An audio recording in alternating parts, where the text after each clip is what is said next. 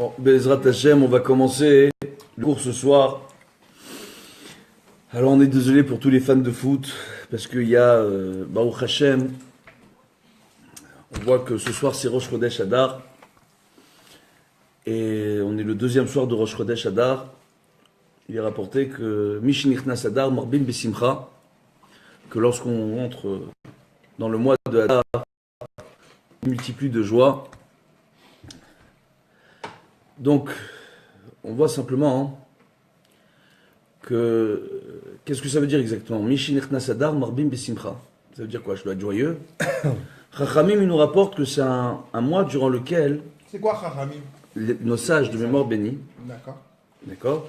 Nous rapportent que c'est un mois durant lequel le mazal, la destinée du clan Israël, elle est au beau fixe. Ce qui veut dire qu'en réalité, Akadosh Baruch Hu, il est toute l'année en la faveur de l'ensemble de l'humanité, en la faveur du clan Israël, mais plus particulièrement au mois de Hadar, pour que les choses s'arrangent à travers le monde, que les choses se fassent de la meilleure façon qui soit, au mois de Hadar. Maintenant, on peut se poser la question, d'accord? Surtout pour les fans de foot ce soir qui vont regarder PSG Marseille. Si c'est PSG qui gagne, ceux qui sont pour Marseille, ils vont pas être contents. Si c'est Marseille qui gagne, c'est les fans du PSG vont pas être contents. Moi, j'ai déjà dit, on est en direct, j'ai déjà dit, je suis pas fan de foot, j'ai déjà dit qu'à mon avis, il y aura 2-1 pour le PSG. Je dis ça comme ça. On verra si j'ai raison ou j'ai tort d'ici la fin du show, vu que le match, il est en train de commencer. Alors, ça reste aussi normalement. C'est ça? Alors... Parce qu'il y a la télé là, c'est pas bien du tout. Alors maintenant, tu vois comment on fait les choses. Bezrat Hashem, oui, parce que là on est avec une équipe, ils veulent voir le match, donc le match il est en sourdine là, et pendant que je leur fais le cours, ils sont en train d'écouter. Alors, c'est bien Yael. Alors maintenant, combat ton Yetzerara. On verra, Bezrat Hashem, on va le combattre tous ensemble. J'étais sûr que c'était une mauvaise idée de faire avec vous ce cours là, mais bon, c'est une bonne idée à la fin. Allez. Bezrat Hashem, on voit Mishnichnas Adar Marbim Besimcha. Simcha, c'est la joie. Mais aussi, c'est aussi un des noms de la présence divine. D'accord? La présence divine, on l'appelle Simcha dans ce monde. Et en réalité, on voit que, pour quelle raison on appelle la présence divine Simcha? On voit que Simcha, c'est l'anagramme de Khamisha, d'accord? De 5. Alors c'est vrai que tous les Tunisiens, ils vont dire, ah, Khamisha. Oui, mais c'est en souvenir des 5 livres de la Torah. On voit que Khamisha et Simcha, ce sont des expressions qu'on utilise pour faire référence à la Torah. Donc ça veut dire quoi en réalité? Ça veut dire que on peut se réjouir durant le mois de Hadar, et on doit se réjouir, mais avant tout, on doit Marbim Besimcha, c'est-à-dire la joie est grande, l'étude de la Torah doit se voir être démultipliée de façon intensive durant ce mois-ci, plus qu'à l'habitude. Ouais. Et on va voir, a fortiori, qu'on rentre dans une période où chaque semaine on va lire des haftarot. Là, la semaine dernière, on a lu la parashat Shkalim, et on va rentrer chaque semaine dans des haftarot pour nous rappeler la sortie d'Égypte jusqu'à qu'on arrive à Pessah, Bezrat Hashem. Et justement, on voit qu'à partir de Purim, on est 30 jours avant Pessah, et on nous apprend que pour commencer à étudier les lois en rapport avec une fête, il faut commencer à étudier ces lois 30 jours avant cette même fête. Donc le jour de Purim, on doit s'efforcer de commencer à étudier les lois concernant Pessah. Pour être opérationnel. Et démultiplier cette étude, donc trouver le maximum d'occasions de pouvoir étudier les lois de Pessah à partir de Purim. Et au mois de Hadar, en réalité, qu'est-ce qu'on est en train de nous dire? On est en train de dire à quelles conditions, au mois de Hadar, il y a une bénédiction particulière pour le clan Israël, à partir du moment où le clan Israël, durant cette période-là, s'attache à la Torah. Alors il sera important, ce soir on est ici, on est Ivry-Gargan ici? Ivry-Gargan. Ivry-Gargan, on est collé à Bondy, Pavillon-sous-Bois, le Rincy. Bon, on aura une pensée pour les 2 jeunes qui se sont fait agresser à Bondy cette semaine, les fils du président de la communauté de Bondy. Que Bezrat Hashem qu'ils aient le mérite d'avoir une réfoua chez les mains. Ça c'est premièrement. Deuxièmement, on aura une réfoua chez les mains pour tous les malades, avec l'aide de Dieu. Et on aura aussi, reste avec moi, c'est que le coup d'envoi, ça va aller. J'écoute, t'inquiète pas. C'est un cours d'anthologie là.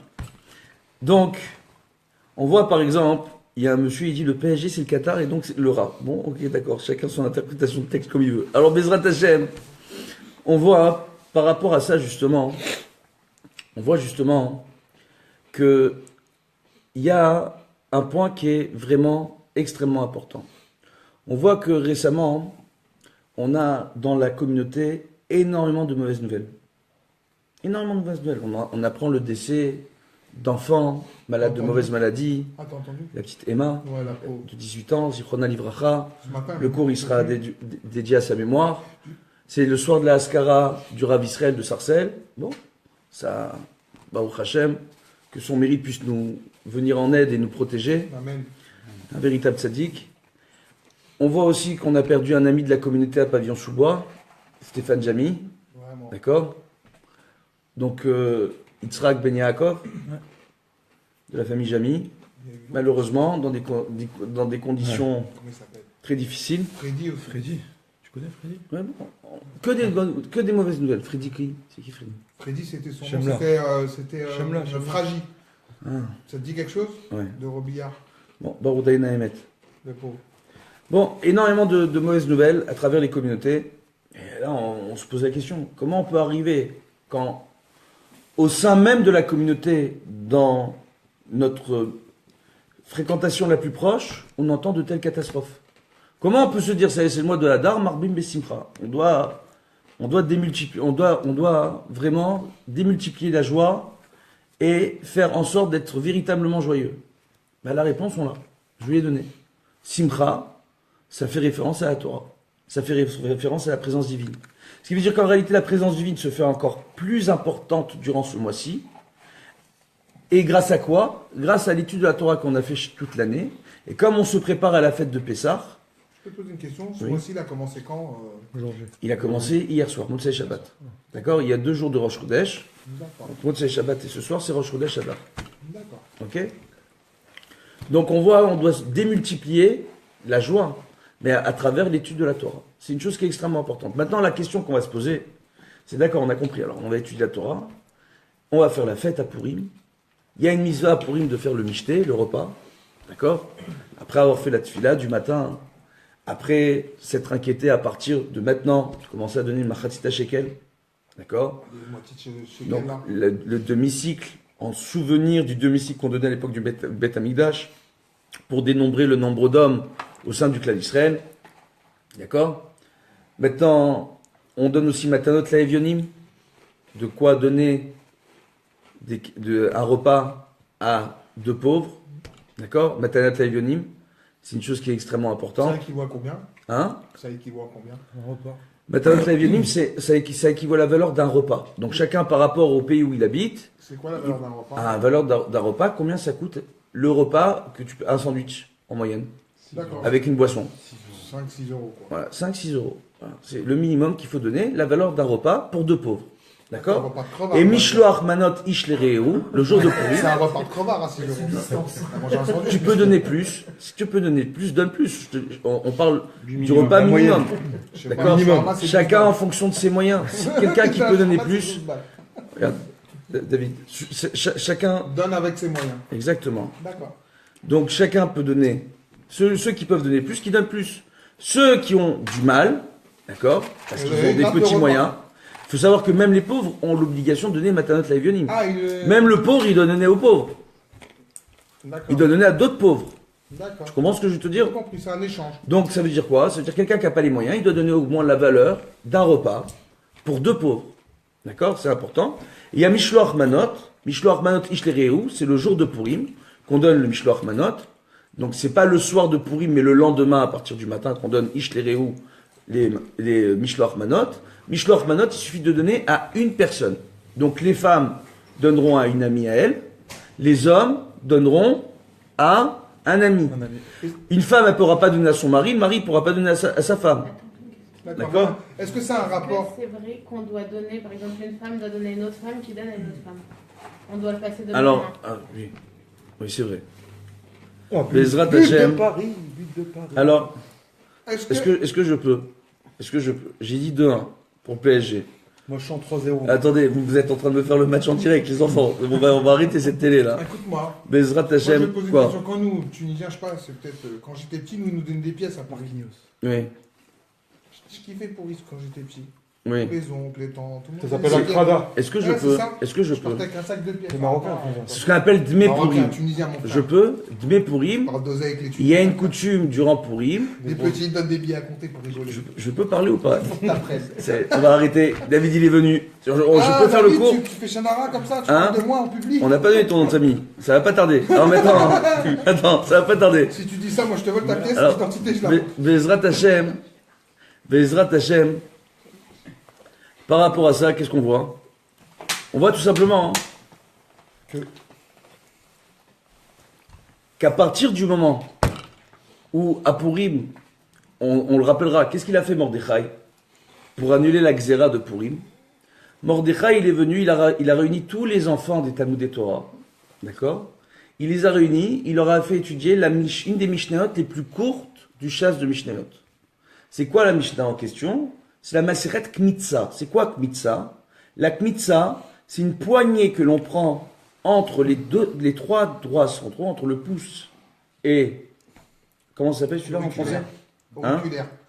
Oui, voilà. Si tu le dis, je te crois. Comme je te dis, c'est Oui, auriculaire. je sais que c'est ça. Baruch Hashem. Bon, prochain. Donc c'est bien, des fois c'est bien quand tu parles. Donc, l'auriculaire.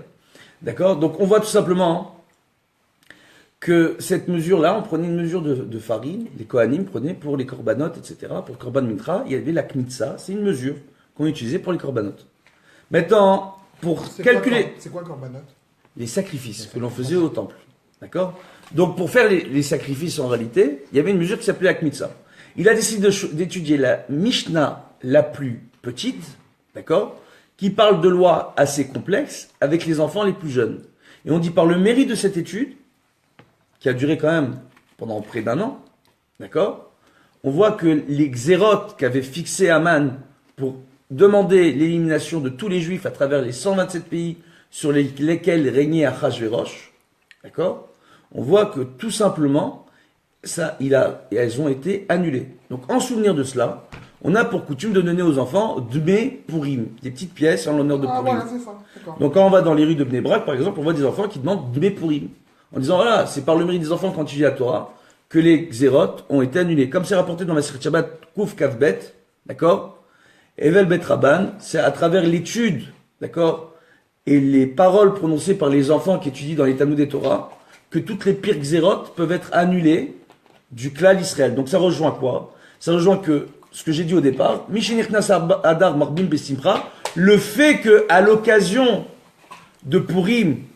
les Bnei Israël ont démultiplié l'étude, mais par le biais des enfants qui ont étudié la Torah, ça a annulé la plus mauvaise sentence qui aurait pu exister sur l'ensemble du clan d'Israël, qui est l'élimination des Bnei Israël à travers 127 pays. D'accord? Donc, qu'est-ce qu'on nous dit tout simplement? On dit justement que à travers cela, Baruch Hashem, Akadosh Baruch Hu, il a réussi à faire annuler les sentences. Donc ça veut dire quoi la Simcha? C'est la Torah. L'étude de la Torah. Mais pas que l'étude de la Torah écrite, l'étude de la Torah orale. Mais c'est important que ce soit des enfants qui le fassent? Non, c'est important que tout le monde le fasse. Oui, mais mis à part, mais c'est important aussi Pourquoi que on te les enfants, dit, les pourquoi dans ma appliquent série juste cette période-là? Justement, Ça, je demande. non pas que durant cette période-là, toute l'année les enfants. L'étude de la Torah par les enfants, c'est extraordinaire. Pourquoi?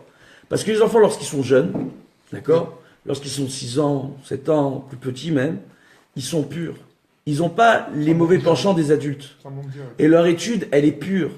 Les puces. Tu comprends ce que je veux te dire? La parole qu'ils vont dire, il y a des enfants, quand il y a un monsieur qui les énerve, ils vont dire, il m'énerve le monsieur. Quand ils vont voir dans la rue un monsieur à qui on dit bonjour, il répond pas, un enfant, il peut dire, s'il n'est pas poli, ce monsieur-là. Ils sont purs. Ils disent ce qu'ils ont à dire. Donc, quand ils étudient la Torah, ils ressentent réellement l'étude. J'ai compris, ça a plus de puissance, quoi. Baruch Hashem. Ça a beaucoup plus de puissance dans le ciel. Baruch Hashem. Raison pour laquelle, on a encore des chances. Parce que comme toi, tu es un peu un enfant, quand tu étudies la Torah, tu nous Mais on est protèges. tous des grands Baruch enfants. Hashem. C'est Oui. le prix des jouets qu'on Baruch change. Hashem, je sais. Oui. Moi, je t'aime beaucoup, David. Alors, Bezrat Hashem, on voit justement, par rapport à ça, avec l'aide de Dieu, on voit justement qu'en souvenir de nos amis défunts, qui sont morts dans des accidents récemment, en souvenir de toutes ces personnes qui ont disparu, en souvenir de tous ces gens qui ont des épreuves en ce moment, à travers le monde, c'est une mitzvah pour nous, cette année plus particulièrement que les autres années, d'arriver à se réjouir au mois de Hadar, pas de se réjouir pour être joyeux, mais se réjouir à travers l'étude de la Torah. On fait ça, on réussit l'éducation de nos enfants. Ça veut dire quoi? Ça veut dire ne pas arriver le jour de Purim pour boire jusqu'à ne plus savoir faire la différence entre Aman et Mordechai.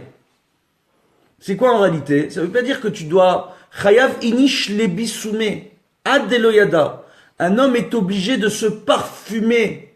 D'accord? L'ibisume, c'est pas de s'enivrer, c'est de se parfumer. Ouais, d'avoir le goût, quoi. Avec l'odeur du vin, de se parfumer, de boire, mais pas de se, entre guillemets, de s'enivrer jusqu'à perdre conscience totalement de ce qu'il est en train de faire et de l'importance de la mitzvah. Un homme qui va boire le jour de Purim et qui ne pourra plus contrôler sa personne durant le jour de Purim, il est plus en train de faire une mitzvah, il est en train de faire une avéra.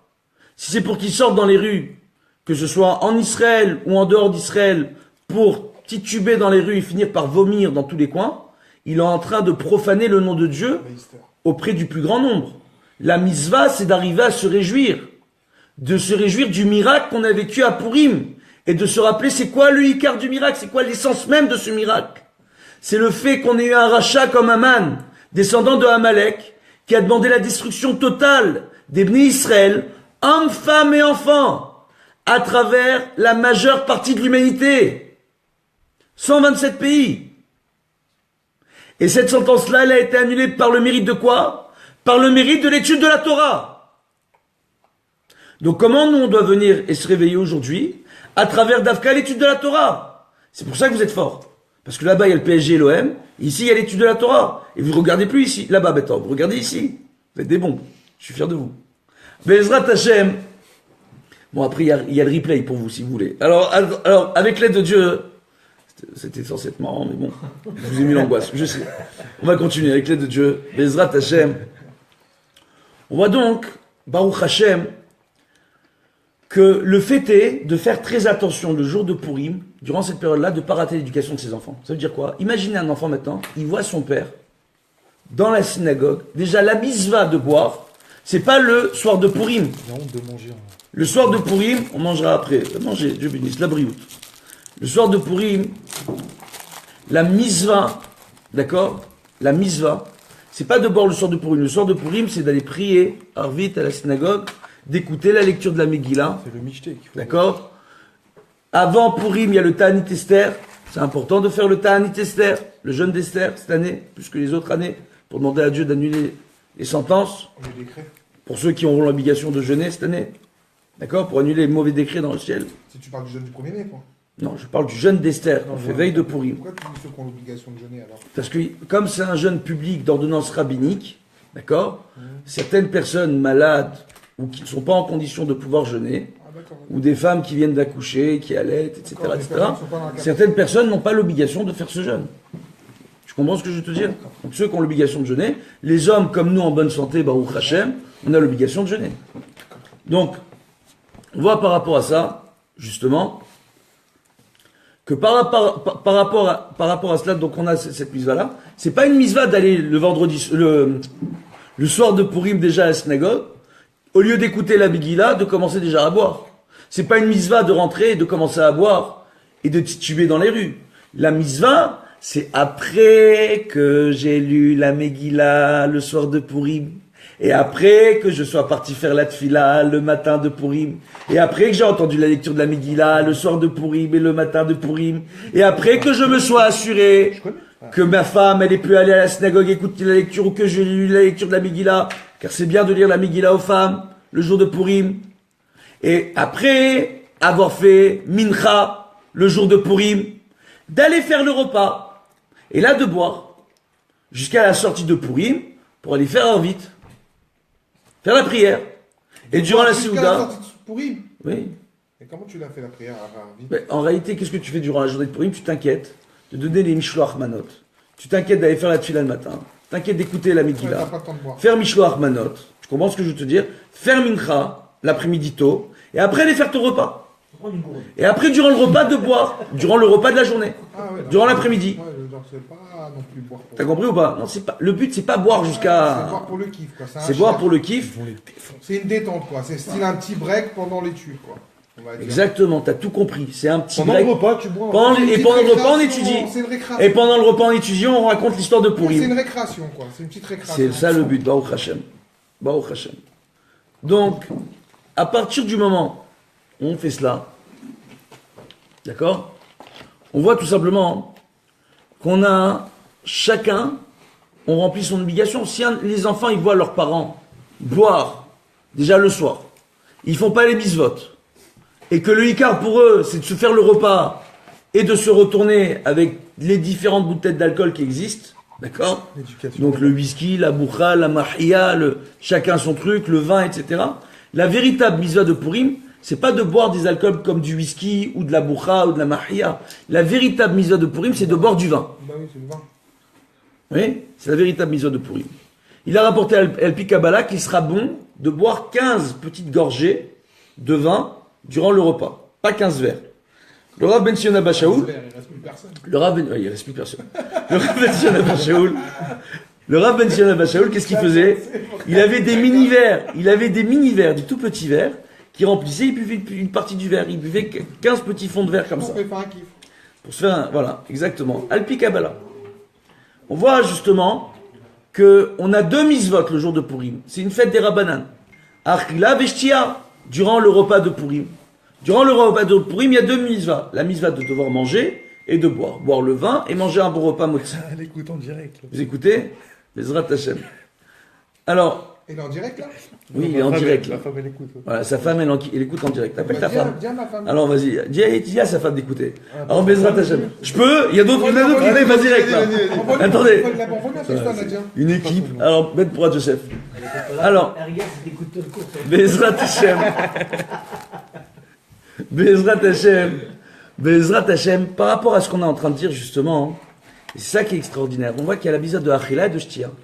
Achila, qu'est-ce qu'on te dit? C'est Achal Ya. Quand tu vas manger le repas de Purim, à travers cette Séouda, il y a une telle sainteté à travers cette Séouda, parce qu'on a été sauvé d'un holocauste, d'un génocide, durant cette période-là, par le mérite de Mordechai, et de l'étude de la Torah par les enfants qu'il a réunis pendant une année complète. D'accord? Qu'est-ce qu'on voit justement? On voit que, à travers ce repas, il y a une telle sainteté, que quand je vais manger ce repas dans cet état d'esprit, de faire toutes les mitzvot de Purim comme il se doit, d'arriver au repas, pour étudier la Torah et de me réjouir que Dieu m'ait donné la Torah et qu'à travers cette Torah, quand je l'étudie, je peux annuler les pires sentences. Quand dans une communauté, on a des catastrophes qui s'abattent sur nous, il faut se poser la question. Est-ce qu'on a un kollel au sein de cette communauté? Est-ce qu'on a des gens qui passent leur temps à étudier? Est-ce que les gens, le week-end, ils vont faire Shacharit Mincha Arvit? Est-ce que le Shabbat, ils vont faire Shacharit Mincha Arvit? Ou est-ce qu'il y a tout le monde à Shacharit? Après, il y a le Kiddush, Mincha, il y en a un peu, et Arvit, il n'y a plus personne. Comment ça fonctionne? Est-ce qu'il y a une véritable étude qui se met en place? Car une véritable étude de la Torah au sein d'une communauté nous protège de toutes les mauvaises sentences. Ya Baba. Et ça, c'est le véritable kiff. À chaque fois que je viens à Pavillon sous bois, oui ou non, vous me le dites. Rabbeinu, quand on te voit en kiff, quand tu viens et tu t'occupes de nous dans telle synagogue, et tu viens ici et tu nous fais des cours de Torah, qu'est-ce qu'on kiffe? Mais pourquoi vous kiffez? Parce que je suis sympa? Non, parce qu'on étudie la Torah. Et qu'on étudie Torah Traim, une Torah devine, une Torah vivante, une Torah pratique. Il y a de ça, c'est vrai ce que tu dis, il y a de ça, mais il n'y a pas que de ça. Bon, viens, arrête. Non, j'arrête pas, mon frère. On a compris. Non, j'arrête pas, mon frère. Il y a de ça, mais il n'y a pas que de ça. Attendez, David se lâche. Non, Oui, David. je m'en fous, laisse ton truc allumé. Mais il faut des commentaires sur ces Non, on commentaires. n'a rien à foutre, écoute-moi. Il y a de ça, mais il y a aussi que les rabbins d'avant qui ont une 60, 70 ans et tout ça, qui Allez, on balance pas de dossier, s'il te plaît. Ils sont dans une ambiance un peu plus classique. Bon, d'accord, Et ok. nous, on est plus jeunes, on est plus à l'écoute avec quelqu'un qui, Bon. qui est un peu comme nous, quoi, d'âge. Ok. Quand tu prends un mec à 70 ans, pour l'époque d'avant, c'était normal parce qu'ils étaient un peu, bon, pas aussi modernes que maintenant. On est dans le 93, oui, on est dans Non, le ça a rien à voir avec 93. 93. Les gens me demandent mon nez, je leur réponds. Attends, ils écrivent des trucs en même temps. Ouais. Il s'énerve. Oh là là. Il s'énerve. Vas-y, Bois, t'énerve bois, pas. bois, bois un coup, bois un Non, coup. attends, Ce qui vas-y. joue Oui. dans tout ça, Oui. c'est la façon d'amener les choses. Oui. Et aujourd'hui, comment dire, la génération actuelle, elle a besoin de jeunes un peu plus jeunes et dynamiques, un peu plus qui comprend un peu ce qui est autour de lui pour pouvoir amener les choses. Oui. Nos patriarches qui sont un peu plus âgés, ceux-là, ils sont pas trop adaptés. Alors bien, laisse-moi terminer. Arrête. Pour les générations en dessous. Arrête. Qu'est-ce qu'on te dit? On dit justement ce que tu essayes de C'est pas dire. vrai ce que je dis maintenant, dis le Mais contraire. c'est vrai, tu as Alors raison. pourquoi tu me dis arrête Parce que j'aimerais bien parler. Ah ben on te laisse Mais parler, arrête, mais dis énervé. pas arrête, c'est péché. Mais bon, mange un peu. Mange Non, un je peu. veux pas manger, je veux boire. Attends, alors. Bois de l'eau, bois de l'eau. Alors, Bezrat Hashem, Compte dessus. qu'est-ce qu'on voit? On voit justement, dans Maseret Psachim, il est rapporté dans le premier Pérec qu'il est important d'adapter son langage aux gens qu'on a en face de nous. Il y a un débat dans le Talmud, tu sais très bien de quoi je parle, Eyal. Oui, c'est marqué quand... Eyal, reste avec moi, attends, au moins un avec moi. J'ai Eyal, il fait non, je sais pas, non. Il peut le raconter, non, c'est pas moi. Voilà un deuxième pour Alors viens, je peux ou pas? Arrête, oublie-les, ceux-là, attends. Et oubliez les milliardaires en short, là, allez, je t'en supplie. Alors maintenant, qu'est-ce qu'on voit? On voit justement, Tu parles trop fort, Jean. on voit justement, je peux continuer ou pas? Je peux continuer? Bon. Alors, mon chef. On voit justement, par rapport à ce qu'on a, ce que j'essaye de dire, les gens ils cherchent à savoir c'est qui le public, je les intéresse pas du tout ce soir. Hein. Il parle de nous, il parle de nous. Ah ouais, vous allez devenir les stars les mecs. Alors maintenant, je dis ça tout de suite. Non, ce soir c'est que les hommes dans le 93, on est entre hommes, Baruch Hashem. Donc, ouais. Chaque phrase il est complété. Ben Pourra, tu sais, qu'est-ce que je t'aime. La batterie elle en peut plus, ça y est, il n'y a plus de batterie. Alors ça va bientôt couper, ne m'en voulez pas. Alors, On a le chargeur. juste, Arrête de mentir. mais branche le chargeur, t'as un chargeur pour T'as 90%. t'as un chargeur pour celui-là, le Galaxy là. Alors maintenant, Ah, t'es le seul avec mec les qui prend jeux, Galaxy. avec les arrête. Alors maintenant, Il y avait une promo, quoi. ya Rabbi. Alors maintenant, ya Rabbi. Ya Rabbi. Alors, T'as pris un est-ce que je peux téléphone de continuer? pathos, mon frère. Je peux continuer? Arrête, vraiment. Par rapport à ça, c'est incroyable. On est en direct sur On Facebook. est sur iPhone, vous les faites. Qu'est-ce que tu fais avec le Galaxy, mon frère? T'es pas pathos. C'est pourquoi vous êtes sur iPhone tous? Parce que c'est iTunes. Alors maintenant, Bah, on rachète. compte de thunes. Alors maintenant, qu'est-ce qu'on voit justement? On voit justement par rapport à ça, hein, on voit quoi? On voit... Les gens t'entendent. Je vais devoir arrêter le cours, excusez-moi. Ils sont trop sympathiques. Bezrat Hashem. L'autre, ça lui suffit pas d'être là. Il va regarder sur Facebook en direct pour voir ce qui se passe. Je veux partager ton cours. Effectivement, le direct. Je vais le laisser, je vais mettre tout vos noms à la fin. Bezrat Hashem. Bon, Ouais, Alors- je sais qu'il y est. attendez, une minute, restez avec nous. Alors, par rapport à ça, hein, justement, on voit justement que dans un parachat noir, quand on nous dit un animal impur, on dit Bema Hacher Enena Teora. Vas-y, viens qu'on voit ta tête. On est chez lui. Attends, viens qu'on voit ta tête un peu. On est chez lui. On voit ta tête Bezrat Hashem. Alors par rapport à ça, justement, qu'est-ce qu'on est en train de dire? On est en train de dire que au lieu de dire à Noach de prendre des animaux impurs, on lui dit de prendre des animaux qui ne sont pas, d'accord, purs. Bema Hacher Enena Teora. Pourquoi on nous enseigne que prioritairement il sera bien d'employer un langage châtié, un langage propre. D'accord? Donc pour la Torah, déjà, le fait de dire Behemat Mea, un animal impur, c'est péjoratif vis-à-vis de l'animal, c'est pas un bon langage. Maintenant, à la fin de cette Gemara-là, où on te dit que prioritairement on va parler un langage propre, un langage châtié, on te dit quoi? On te dit, mais à la finale, si tu as affaire à des gens, que même lorsque tu vas leur parler un langage trop châtié, trop soutenu, ils vont pas réussir à comprendre et à trouver un lien, une connexion avec l'enseignement. Il vaudra mieux adapter notre langage aux gens qu'on a en face de nous. C'est ce que tu essayais de dire. Une personne plus jeune peut arriver à comprendre ta mentalité, adapter le langage de la Torah à toi. Et justement, c'est intéressant. Parce qu'on a vu, Dafka, dans le cours que j'ai donné hier, on va faire la conclusion, on dit que justement, le fait que si on étudie que la Torah pour la seule Torah, d'étudier un Sefer Torah que pour le Sefer Torah, de respecter un Torah, la Torah pour cela, il est rapporté dans la Gemara que les gens de Bavel étaient des gens idiots. Pourquoi? Parce que lorsqu'ils voyaient un Sefer Torah, ils se levaient, mais quand ils voyaient un rave rentrer dans une synagogue, aujourd'hui il y a des synagogues à Paris, à chaque fois qu'ils voient un rave rentrer, ils ont peur qu'il vienne lui demander la tzedaka. Donc pour les rabbinim, il y a des gens qui se lèvent plus, malheureusement. En Babylonie, ils se levaient pas pour les rabbinim, ils se levaient pour le Sefer Torah. Les maîtres de Jérusalem ont dit, mais en Babylonie, les gens sont idiots. Ce Sefer Torah-là, il te sert à rien s'il y a personne pour te l'expliquer. S'il n'y a pas un rave qui est capable d'adapter le langage de la Torah à toi, tu ne le comprends pas. Avraham Avinu a apporté dans le Sefer Yetzira, un des premiers livres de Kabbalah, qui a été écrit par Avraham Avinu, Sefer Yetzira, et qui a été entamé, les premiers enseignements ont été écrits par Adam Arishon lui-même.